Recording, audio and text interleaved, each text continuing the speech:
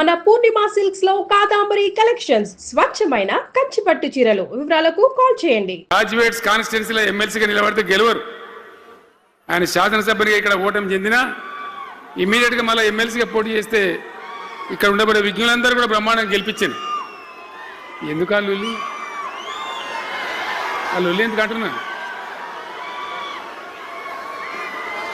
అట్లా కాదు కదా, ఇక్కడ నేను మొత్తుకుంటున్నా అక్కడ నువ్వు మొత్తుకుంటున్నావు, అర్థమవుతుందా?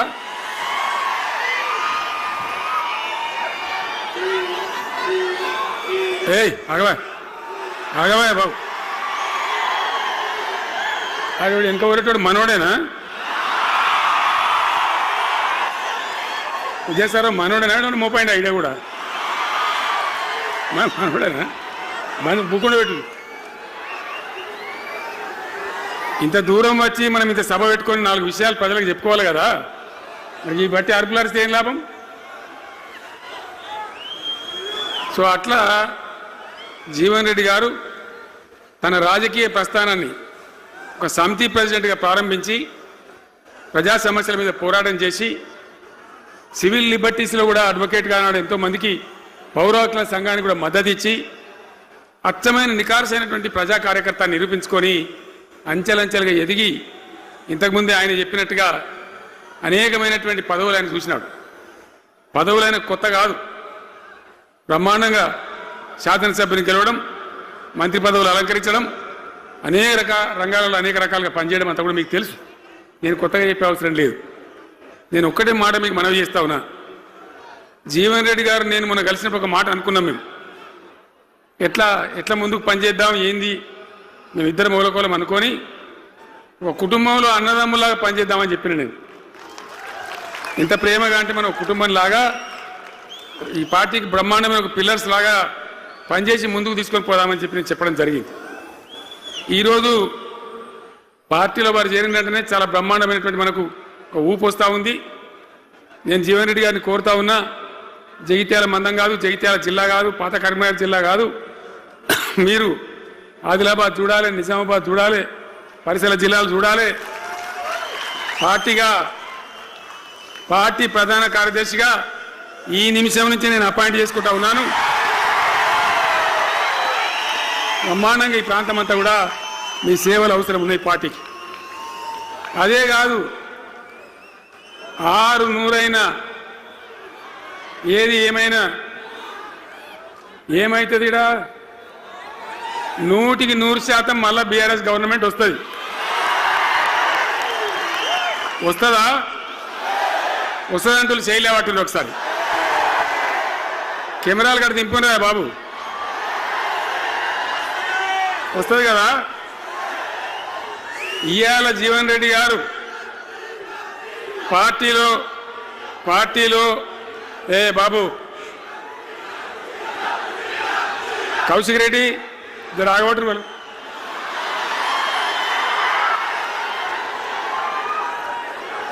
పార్టీలో పనిచేసి పార్టీ కోసం సేవ చేయడమే కాదు, రేపు భవిష్యత్తులో బీఆర్ఎస్ గవర్నమెంట్ ఏర్పడిన తర్వాత కూడా బ్రహ్మాండమైన పదవిలో ఆయన అద్భుతమైన సేవలు మీ జిల్లా మొత్తానికి అందించబోతాడు. తెలంగాణ రాష్ట్రానికే ఆయన సేవలు అందించబోతాడు. ఇది నా మాట, కేసీఆర్ మాట అని నేను జగిత్యాల గడ్డ మీద చెప్తా ఉన్నా. నేను ఎక్కడైనా మాట ఇచ్చినంటే తప్పలే. కాబట్టి జీవన్ రెడ్డి గారిని మీరు జగిత్యాల మందం మీరు యుద్ధం చేయాలి. యుద్ధం చేసేదానికి ఆయన ముఖాబిలా మనిషే లేడీడా, మీరు సరిపోతారు. ఆయన నాకు అప్పచెప్పాల బయట పనిచేయడానికి. కరెక్టే కదా? అట్లే చేద్దామా? అట్లే ముందుకోదామా? జగిత్యాల యుద్ధం మీ వంతు, తెలంగాణ యుద్ధం మా వంతు. ఓకే కదా?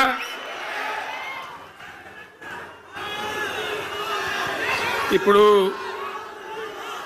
ఏమైతుంది? ఏం కావాలి?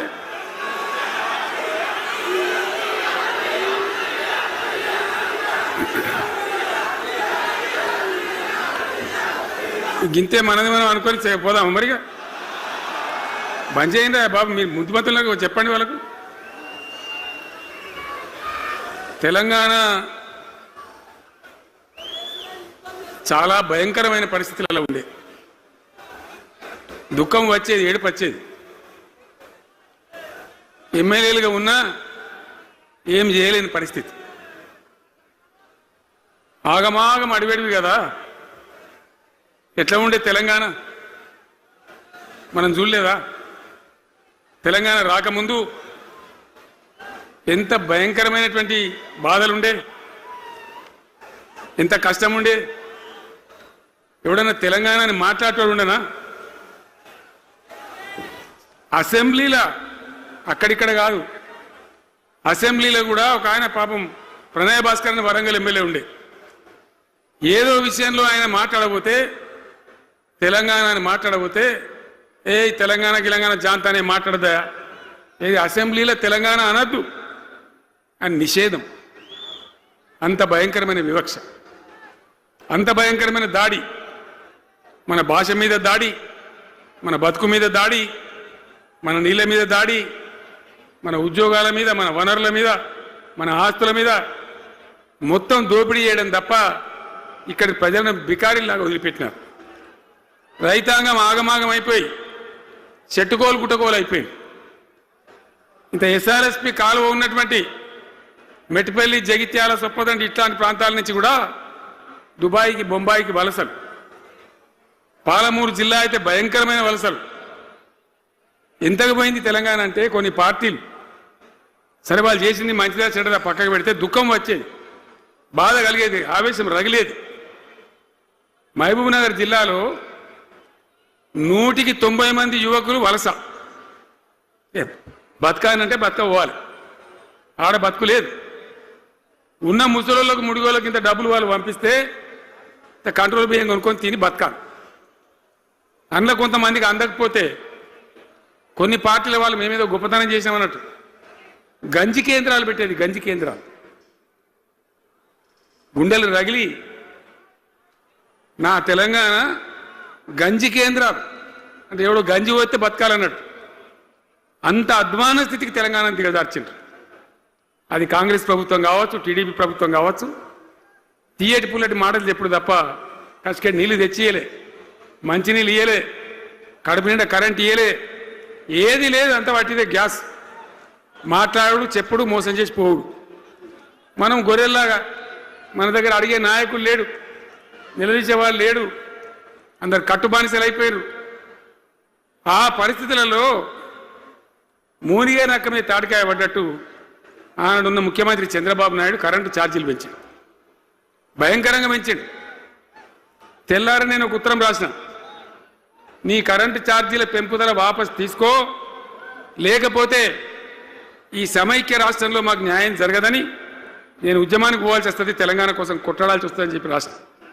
ఆయన తీసుకోలే. కొంతమంది రైతులు పాపం పోరాటానికి వచ్చింది. మీరు కొత్త వాళ్ళు చూడకపోవచ్చు కానీ చాలా పాత వాళ్ళకి తెలుసు.